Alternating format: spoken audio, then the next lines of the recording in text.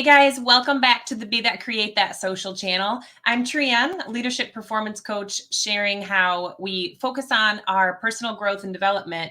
And that's not only going to take us to our next level as leaders, but as we know, it also helps change the lives of our families and our teams and anyone we come into contact with. So I'm super excited today to have you guys here because I'm going to give you 3 secrets, 3 things that I wish I would have known if I was going to start my business building all over again. Who's ready for that, right? Because we can look it all up on YouTube. We can go to Google University and we can type in, how do I start a business? What do I need first? But sometimes it's got to come firsthand, right? And you guys know that I'll always share the good, bad, and the ugly with you. However, one thing I would tell you above all is my commitment to personal leadership has been the next level game changer for me. Along with these other tips, and I'm actually going to give you 4, so I'm going to give you a bonus, but along with these other tips, my leadership of just myself, my own choices, and my decisions honestly was the biggest game changer for me. So here we go. If I had to do it all over again, I would make sure that number 1, I had a clear plan. I would develop a clear, not necessarily long 20-page business plan, but a plan that had some measurable targets. So we're talking about the who, the what, and the why. And here I want you to remember that it's progress over perfection. I actually have a t-shirt that says perfectly imperfect because I know that trying to be perfect at everything that I was doing or perfect for what was in my mind and then trying to create that vision in real life. And I had to stick to what was in my mind without giving myself the grace and expansion really held me up. It put me in analysis paralysis a number of times. So I want you to remember progress over perfection. And when we're developing that clear business plan with some targets and making them measurable, we want to look at first who. Who is the person, and not just demographics. Is it female? Is it male? What's the age range? It's what are the psychographics? What are the things about that person that keeps them up at night? What are they thinking about? What are they doing? What do they value? How do they spend their time? Right? So who is that person that you're wanting to serve? Secondly, what? So what problem does this person have in your market that you feel like you have a solution to? Whether it's an experience that you've been through or whether it's just exercises that you know can fill in that gap and get from point A to point Z or point C even, right? How do you fill in that gap for them? And how are you going to show them? What's the process? How are you going to show them how to get to that, whether it's a product or a service? Number 3 is the why. So why do you want to help? Why do you want to help this person? Why would they benefit from working with you? What's going to make you different? What's going to make you stand out? Here's the next level tip. Why is working with you any different than what they could get from any other service provider, coach, consultant, best friend, right? Why is working with you different? So you want to create a clear plan. That's the thing I wish I would have done first. I was banking on all of my experience, right? I thought if someone has a problem, I'll know how to solve it because I've been through almost everything. I've been in network marketing. I've been in retail. I've had small teams. I've had large teams. I've had to work as part of a small group or small committee as a volunteer. I mean, I've got a number of experience. However, I needed to narrow that down for a place to start. I needed to make sure that I knew what I wanted to spend my time doing and helping. If I can help a lot of things, I'm really helping no one. So how do I get clear about the solutions that I provide? Okay. Number 2 is going to be our relationships. So here it is. So you can utilize the next best technology if you want, but having a way to manage clear customer client relationships and then keep those operations running efficiently is really important. I'm not talking a Rolodex index card size. I'm talking about something that you can go into, whether it's a Google form that goes to a Google Sheet, whether it's a regular CRM, customer retention manager for you, or if it's a notebook. It's got to be something that you can keep track of who you've talked to, who you've exposed to the fact that you have a business.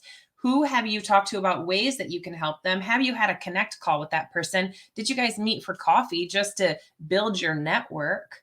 How are you building those relationships? So the fortune is in the follow-up. That's a Jim Rohn quote. The fortune is in the follow-up. Just because you expose to somebody what it is that you're able to do and how you're able to help doesn't mean that they're automatically going to become a client. What it means is that now they know what you do. They don't necessarily know how you can help them. You have to continue to have those conversations until something comes up that you say, you know what? I know how to do that, and I can offer you some assistance with that. Okay. So we also want to remember connection before collection. So first of all, why would they want to work with you? What makes you different? We talked about that, right? But now, if they feel like they can trust you, do they feel like they know you? Do they like you? Is it someone that you feel like you can work together? Do you know, like, and trust this person? Have you had enough connections that you feel comfortable that you'll be able to help them solve their problem and that they're going to be open to the coaching or the consulting? I have worked with people before who I thought that I knew them. I knew that I liked them. I really thought that I could trust them. But when it came down to the wire and we really talked about the things that they could do to make a difference in their business, they were not open to the coaching. So we had to decide at that point, are you going to be open to the coaching and moving forward, progress over perfection, or are you just going to be uncomfortable being comfortable for however long it is until you decide that you'd like to make a couple changes, right? Connection before collection. I also want you to remember that people want to feel like, I don't know, people. They don't want to feel like another number or even just another person in your business. The best clients that I have had, whether it's been business coaching or life coaching, have been people who then become my friends. On an individual basis, how can you connect differently and then help them differently, right? An example of this would be to utilize maybe the languages of appreciation. So we're going to cover this in detail in some future episodes, but just ask yourself, what stands out about this relationship I have with this person? What do they value? What seems to be important to them? And then feed into that. I had a client once that every time I met with them, the first 5 or 10 minutes was like, let's just talk on a personal level. Where are you at? How are you feeling? What's something new that's happened today? They needed to share some of those personal things with me to feel that connection. And I had to allow that space to happen. In fact, I really enjoyed it. However, I've also had a client who was like, no fluff. We would sit down and she would be like, okay, this is the problem I'm having. I need an answer. And I'd be like, whoa. Okay. Let me make sure that I'm in that mode, right? That it is no fluff and we are just getting to work. And you know what? I love that too. It all depends on the type of person that you specifically want to work with and how do you mirror what it is that they need, create those relationships. So a great CRM tool or customer retention manager program is a game changer. So I work with Marketing Muse, Vanessa and Shenna, and I'll link their business page down below.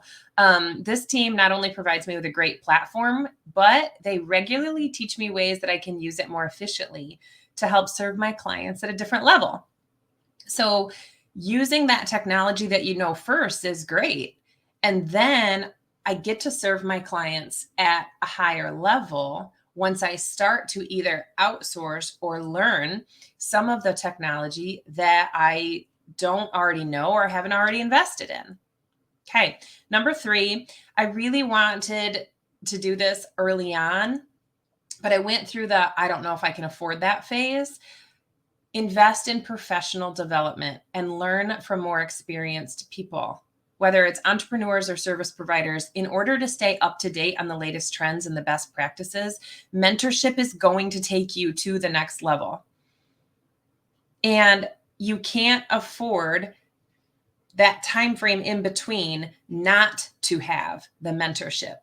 The thing that stops us and makes us say, I can't afford that, is our own fear of not following through with what we say we are going to do. Let me say that again. The only thing that stops us is the fear of not moving through and taking action on the things that our mentors ask us to do. You cannot be the smartest person in the room, or you are in the wrong room. You don't have anybody to challenge you. You need to change who is around you. You can only know what you know until you start either brainstorming, doing a mastermind, a mind mapping session, or some sort of needs assessment, or some sort of strategic analysis, depending on your business or your service. This can be in life, business, overall, or a focus on something that's specific. Can you tell that I get really passionate about mentorship? I believe in this so much that I myself have invested over $30,000 in the last 2 years on one-on-one coaching. And the reason I've done that is because it was too easy for me to be good at group coaching. And I needed that one-on-one proximity for my coach to like look right into my business and right into my life and go, okay, tell me why you're doing this. Let's talk about why you're not doing this, right? We had very open, candid conversations, and you have to be open to the coaching. So I offer strategy session packages for businesses and teams for only $197. So what we do is we schedule a connect call, and then I'll put that link down below. And then we chat about what it would be like to work together. What is it that you and your team specifically need? Now, these are 1-session strategy sessions. I do a 3-month coaching and a 6-month coaching as well, but these are a one-time package. And we'll make sure that we get really focused in on the specifics of your needs assessment.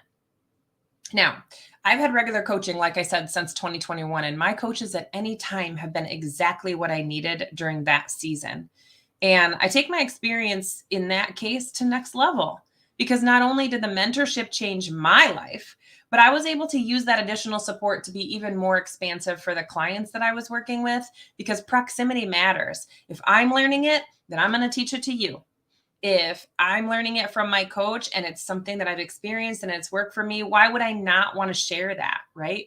So networking matters. Your network is your net worth. All those opportunities that arise because of the people that you know, again, who are you surrounding yourself with? This is one of the things we talk about a lot in my content.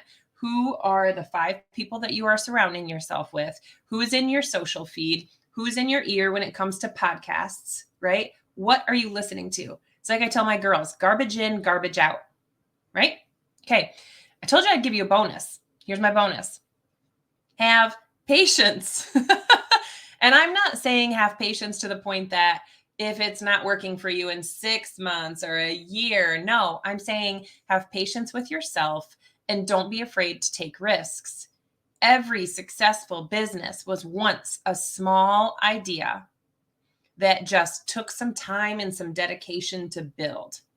So having the patience is going to be a key component to that success. It's not going to happen overnight. I've been in business. I started coaching and consulting in 2018. I didn't even make my LLC until 2020. And I was working for free with one-on-one clients from 18 to 2020 until my coach said, why are you not charging for this information? And I said, because I just love to talk about women in business and leadership and people taking control of their lives. Okay, but not everybody's talking about that. So people pay and then they pay attention. So think about the last thing that you signed up for, right? Last thing that you signed up for, and it was a course maybe, right? So it took you through a process. That process is going to take some time, and you need to be patient with yourself as you go through the learning. Remember, progress over. But it continues to create this pulling feeling inside of us that we were always meant for more, but we're being held back for some reason. We're being held back because we don't want to sit in being uncomfortable and learning something new. But how long are you going to sit in uncomfortable Well, you know you're meant for more, but you know what you have right now is okay and you're settling. So give yourself the patience and the grace to continue to build. However, it does take dedication and it can be so rewarding. Business building gives us an opportunity to give back not only in the service that we're then massively compensated for, but also we're able then to take that extra income and give it or provide it or even the freedom of our time to community organizations that are important to use with our intentional giving. So it's giving us even more of a purpose to what we're doing. It's really important for you to have the plan, the patience, and just stay focused on whatever that end goal will be because, man, obstacles will arise. I have had times where I have sat at my computer and I'm being very vulnerable with you right now. I have cried. I have said to myself, I'm not sure if I want to continue doing this. I don't know if it's worth it. I don't know if anybody's listening. And you know what I did? I clicked live or I recorded and I went again and I went again and I went again and I went again because it was too hard to keep that information inside for me, knowing that I was meant for more and knowing people needed that information. With a positive attitude and some hard work, you can really take any small idea and turn it into something great that you can monetize or you can provide a service with. All right. I'm going to put down in the show notes my link for my connect calls so we can talk about how to move you to your next level and the different opportunities that we have for either strategy sessions or the 3 or the 6 month coaching mentorship.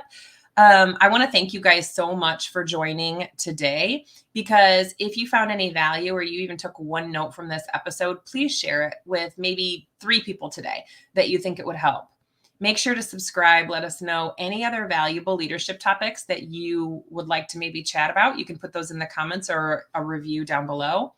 And make sure that if you want to get the first deets and details on upcoming free workshops, paid masterclasses, courses, you can find us on all channels at Trienne Topp, TrienneTopp, or Be That Create That. And you're going to find the link in the show notes as well. And if no one's told you today, I want you to know that I believe in you. And I know that by developing your personal leadership, you can make a massive impact on this world. And the world needs so much more positivity and motivation right now. It starts by changing our personal leadership. And then that ripple effect will change the world, one connection at a time. We'll see you next time.